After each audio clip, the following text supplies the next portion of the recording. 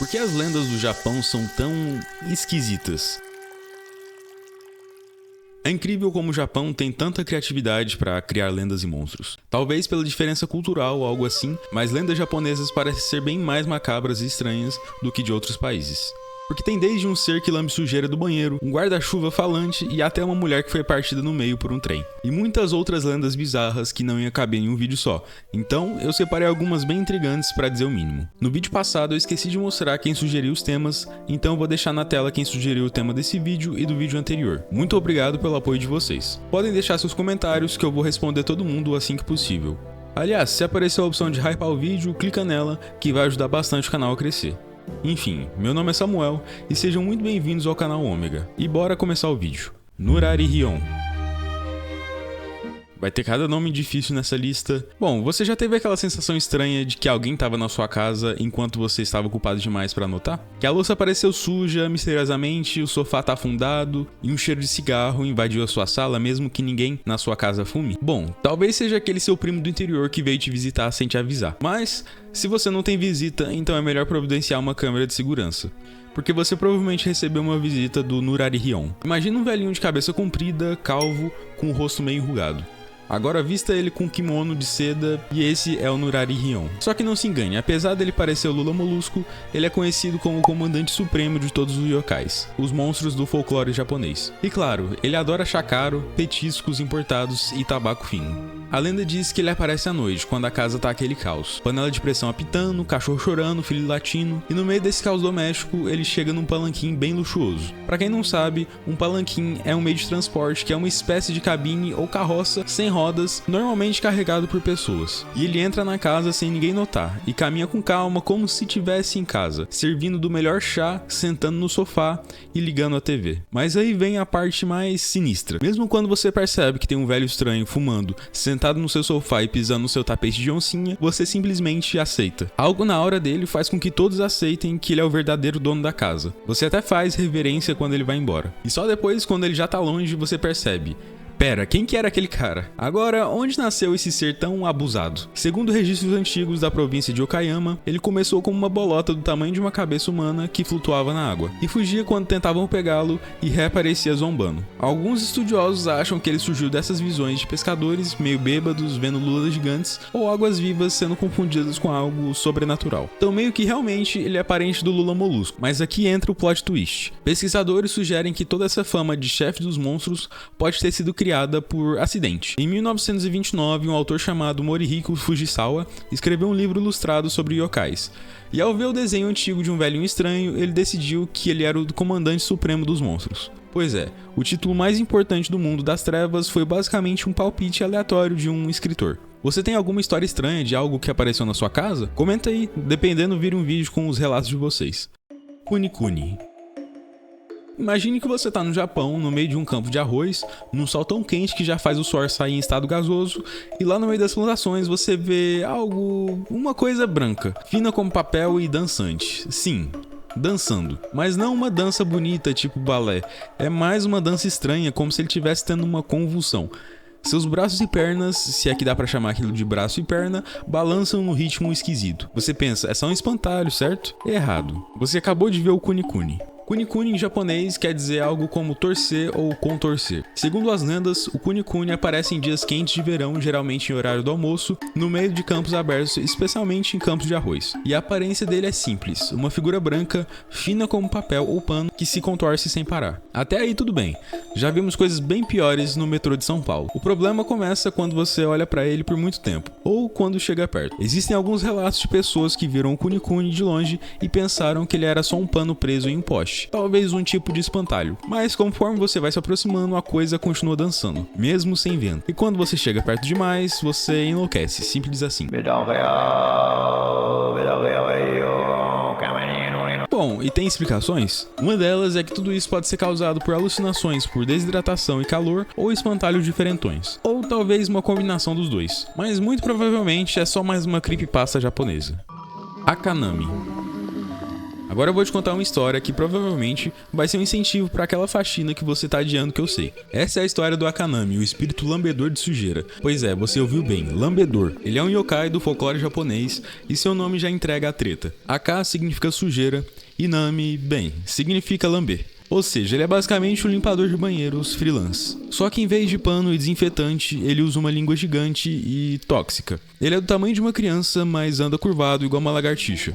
Tem a pele gosmenta, cabelo encebado e aquele cheiro de lugar que onde o sol não bate desde a Segunda Guerra. Ele aparece quando ninguém tá olhando, mais precisamente à noite, quando a casa tá silenciosa e o banheiro aquele nojo. Agora, você deve estar se perguntando, tá, mas ele ataca, mata, me arrasta pelo ralo? Olha, tecnicamente não.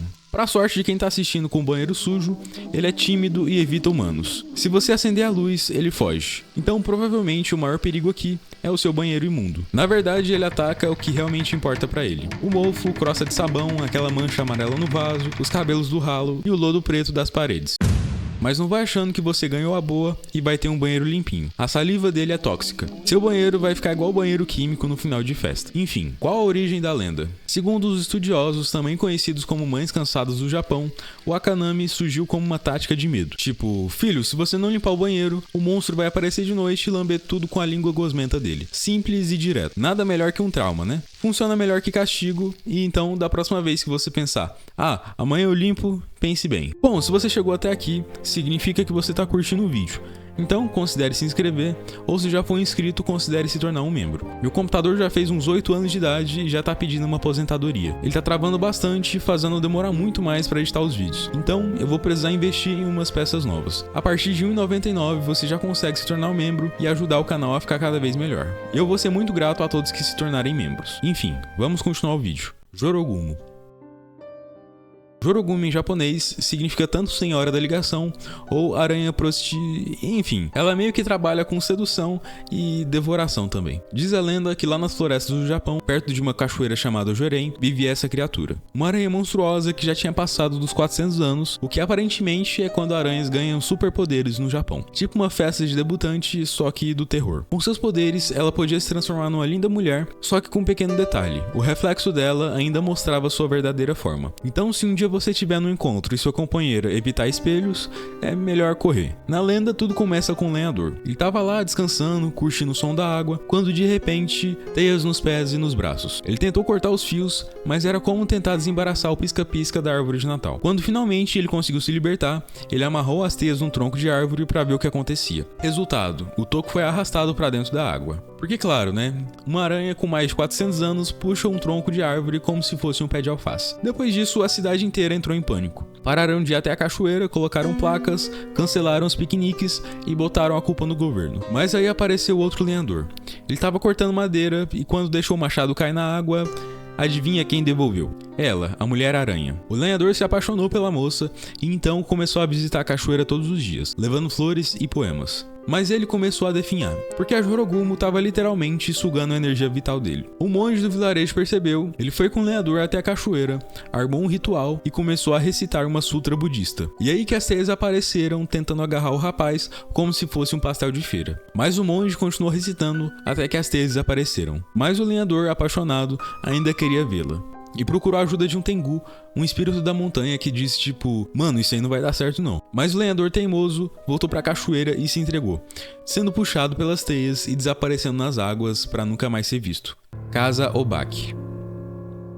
Você tá andando de noite na chuva, e não é aquela chuvinha leve, é uma chuva bem forte. Aí você vê um guarda-chuva sozinho em pé, e você que não tem nenhum instinto de sobrevivência resolve pegar. E você acabou de adotar sem perceber um Karakasa Obaki. O Karakasa Obaki é uma das entidades mais bizarras do folclore japonês, e olha que o Japão tem um catálogo completo de pesadelos com pernas. Literalmente, nesse caso. O Karakasa é um Tsukumogami, um espírito que nasce quando um objeto completa 100 anos. No caso do Karakasa, o objeto é um guarda-chuva. Um guarda-chuva velho, cansado e provavelmente abandonado em algum canto. Com raiva e muito tempo livre, esse guarda-chuva decidiu se vingar e virou um yokai. Imagina um guarda-chuva de papel tradicional japonês e agora dá pra ele um olho gigante, uma língua longa e uma perna só. E não é uma perna normal, é uma perna com gueta, um tamanco japonês. Ele pula por aí, se equilibrando em um único pé e sorrindo com a língua pendurada. Se isso não é bizarro o suficiente pra você, eu não sei o que vai ser. Curiosamente, apesar da sua aparência assustadora e fama nos mangás e animes, o Karakazobaki não tem nenhuma história tradicional documentada